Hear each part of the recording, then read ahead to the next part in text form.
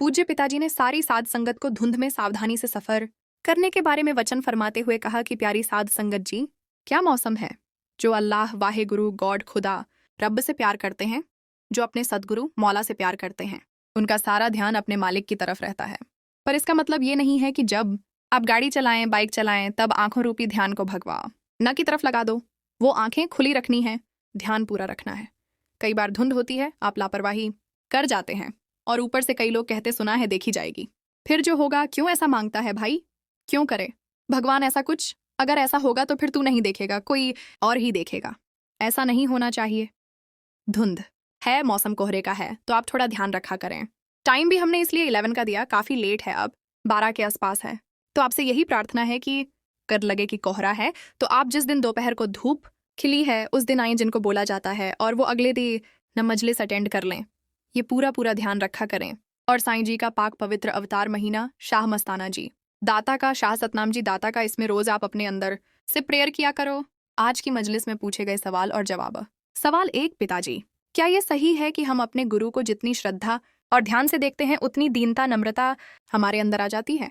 जवाब, गुरु को श्रद्धा और ध्यान से देखने से परमपिता जवाब, गुरु को श्रद्धा और ध्यान से देखने से परमपिता परमात्मा की कृपा जरूर होती है। ये तो पक्का है, क्योंकि बेपरवाह जी, शाह मस्ताना जी, शाह सतनाम जी दाता उस बॉडी में फरमाया करते हैं, और वो आज इसमें से कहते हैं कि संतों का हाथ परमात्मा से जुड़ा होता है, और जब आप उन्हें इस गौर से, इस तलब से देखते हैं जैसे आपकी भावना, तो वहां तक आपका मैसेज पहुंच जाता है, तो वह खुशी आपको मिलती है। रही बात नम्रता, इसके लिए बेटा जी अपने अंदर अपने आप को सोचना पड़ेगा। जैसे अभी हम चर्चा कर रहे थे कि अपने आप के लिए थोड़ा टाइम दो।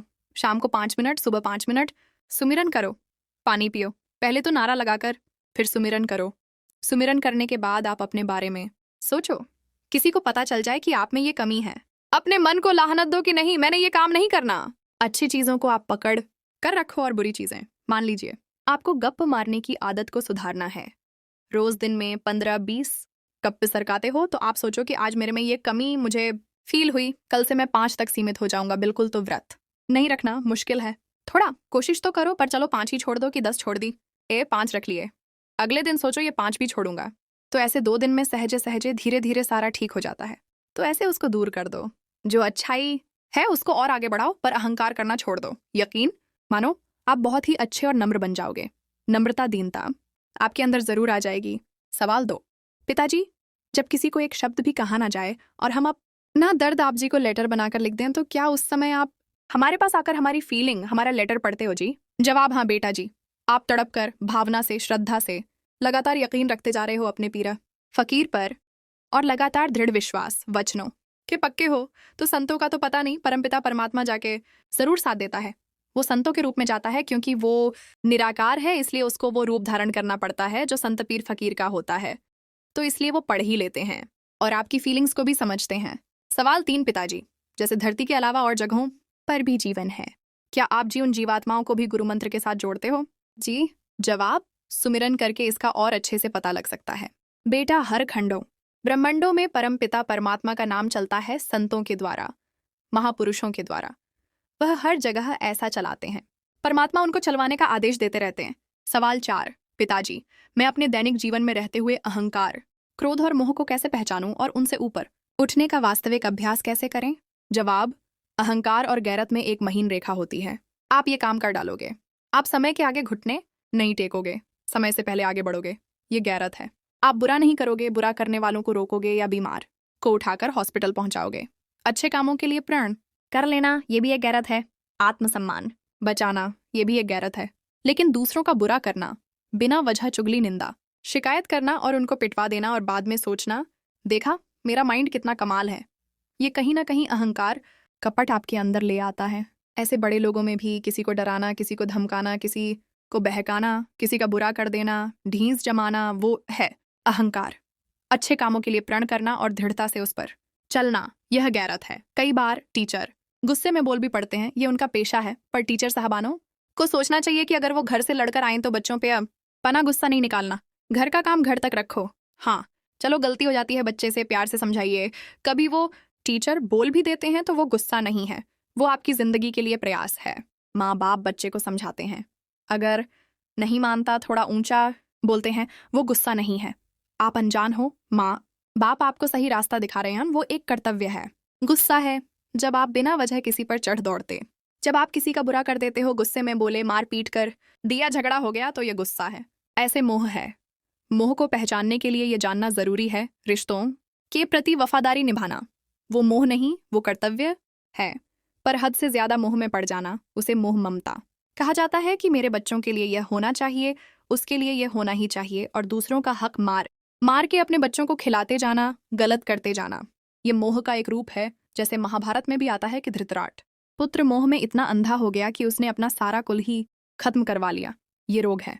बच्चों की संभाल करना, अपने बहन भाई, माता पिता, पति पत्नी, जो भी रिश्ता है, यार दोस्त मित्र, उसको प्यार से रखना, प्यार रखना, आपस में एक दूसरे का साथ देना, ये मोह नहीं है। ये एक आदत है, एक रीत है जिसे निभाना चाहिए। यह कर्तव्य है। जैसे आपका पढ़ना एक कर्तव्य है। किताबों से मोह नहीं होता, पर किताबें पढ़े बिना आगे नहीं बढ़ते। ऐसे ही जब आप कोई गेम खेलते हैं तो ये थोड़े है कि वो जिंदगी का अंग ही बन गया कि आप जी नहीं पाओगे। नहीं, जीना तो श्वासों से है, पर उससे मोह होगा तो आप गेम में बहुत तरक्की कर जाएंगे कि यार हाँ, मैंने इस गेम में कुछ करना है। उससे प्यार करना सीखो कि मैं इस गेम से प्यार करता हूँ, मैं इस गेम को आगे बढ़ा के छोड़ूंगा, मैं अपनी बॉडी को इसके लायक बना लूँगा, तो वो कर्तव्य है। तो इस तरह से मोह को, ये पांचों या तीनों जो बात आपने की, अहंकार, क्रोध और मोह को पहचान सकते हो, और उनसे ऊपर उठने के लिए सुमिरन एकमात्र उपाय है। अगर अंदर है तो आपको विल पावर देगा, आत्मबल, जिससे आप सारी बुराइयों से लड़ पाएंगे। सवाल 5। पिताजी, मम्मी पापा कहते हैं कि फोन देखने से दिमाग कमजोर होता है, क्या ये सच है? जवाब, आंखें कमजोर होती हैं, आंखें बहुत कमजोर हो जाती हैं ज्यादा फोन देखने से, क्योंकि रेटिना है, ये जो हमारे आईज पे रेज पड़ती हैं, ये रेटिना बड़ी मुलायम होती हैं। अनजाने में कभी ना कभी आप सबके ऐसे हाथ लग जाता है जोर से, तो कितना दर्द होता है। ये रेज हैं, अदृश्य रेज, जो बड़ी खतरनाक होती हैं। तो ये आपकी आंखों को धीरे धीरे डैमेज करती हैं। बाकी रही दिमागर की बात, ऐसी चीजें भी होती हैं फोन में जिनसे दिमाग तेज होता है, बट लिमिटेड टाइम में देखना चाहिए। जैसे पहेली है, अनसुलझे सवाल हैं, उनको सुलझाने में जोर लगाओ तो अखबार हो चाहे फोन है, वह फायदेमंद है, लेकिन घंटा 2 घंटे ऐसे टाइम फिक्स करके उससे आगे नहीं बढ़ती। सवाल 6। पिताजी, हमारे मम्मी पापा छोटी छोटी बात पर बहस और झगड़ा करते हैं, उन्हें कैसे रोके? जवाब, पूज्य पिताजी उन बेटियों को अपने माता पिता के लिए इतनी गजब की सोच रखने के लिए शाबाशी देते हैं और वचन फरमाते हैं कि सुबह सुमिरन किया करो और उस सुमिरन में प्रार्थना कर दिया करो कि हे मेरे राम, हे मेरे सतगुरु, हे परमात्मा, मैं ये सुमिरन मम्मी पापा के लिए कर रही हूँ। उनको शांति देना, सदुद्धि देना कि वो झगड़ा ना करें। सुबह शाम 15 से 20 दिन आप ये कर लो और राम जी अपना काम कर देंगे। सवाल 7। पिताजी, हमारे बोर्ड के एग्जाम्स हैं, टेंशन की वजह से पढ़ाई नहीं हो पाती। जवाब, वाह मेरा बच्चा, जब पढ़ने का टाइम था तब पढ़ा नहीं। इसका सीधा सा अर्थ होता है टेंशन उसको होती है जिसे जब पढ़ना चाहिए था तब नहीं पढ़े। पूज्य पिताजी, आप जी के बचपन की बात सुनाते हुए फरमाते हैं कि हम छुट्टी के बाद डेली प्रात 4 से 6 2 घंटे पढ़ते थे और एग्जाम के समय पर क्रिकेट, वॉलीबॉल, शॉटपुट खेलते। दूसरे कहते इसने पढ़ना नहीं और हमें फेल करवाएगा, और मोस्टली हम फर्स्ट या सेकंड ही आते थे हमेशा, राम जी की कृपा से। अगर आपको टेंशन आती है तो नारा लगाकर पानी पियो, 5 मिनट सुमिरन करो, थोड़ा घूमो, नेचर को देखो, फूलों को निहारो, उसमें पॉजिटिव एनर्जी होती है। अगर रात का वक्त है, अगर आपकी सुविधा है तो तारे देखो अगर दिखते हैं। सवाल 8। पिताजी, कई बार हम पेपरों व गेम्स की बहुत अच्छी तैयारी करते हैं, फिर भी रिजल्ट अच्छा नहीं आता है, और कई बार हमारी कोई तैयारी नहीं होती, फिर रिजल्ट काफ़ी अच्छा आ जाता है, ऐसा क्यों होता है? जवाब, बेटा, हमने तो ऐसा कभी नहीं देखा कि बिना तैयारी के रिजल्ट अच्छा आ जाए, फिर भी आपके साथ हो रहा है, तो इसका मतलब ये नहीं है कि तैयारी नहीं करनी। तैयारी नहीं करेंगे तो अच्छा नहीं होगा। बेटा, लड्डू आएंगे डबल, इसलिए वो भ्रम है, अचानक हो गया होगा, फॉरएवर के लिए नहीं है। फॉरएवर के लिए मेहनत करो, फिर सफलता आपके कदम छुएगी। सवाल 9। पिताजी, एक विद्यार्थी की दिनचर्या और व्यवहार कैस होना चाहिए? जल्दी उठना चाहिए, 4 या 5 बजे के आसपास। थोड़ा पानी पियो, घंटे, अगर उठ पाओ तो, क्योंकि वो आपके ऊपर डिपेंड है। सुबह, जवाब, वैसे हमने कुछ तो बता दिया कि रोज पढ़ना चाहिए। 2 1-2 ग्लास, लिमिट के अनुसार जितना ठीक लगे। थोड़ा घूमो और फ्रेश हो जाओगे। पानी पीकर आदमी जल्दी फ्रेश हो जाता है, अगर रात को फाइबर खाया है तो ज्यादा अच्छा है। फ्रेश होने के बाद उठते ही सबसे पहले पानी के गिलास में से, हाथ साफ होने चाहिए बिल्कुल, गिलास में से पानी लो और दोनों उंगलियों से अपनी आंखों पर लगा लो, नींद उड़ जाएगी झट से, आप में फुर्ती आएगी, फिर फ्रेश हो जाएंगे।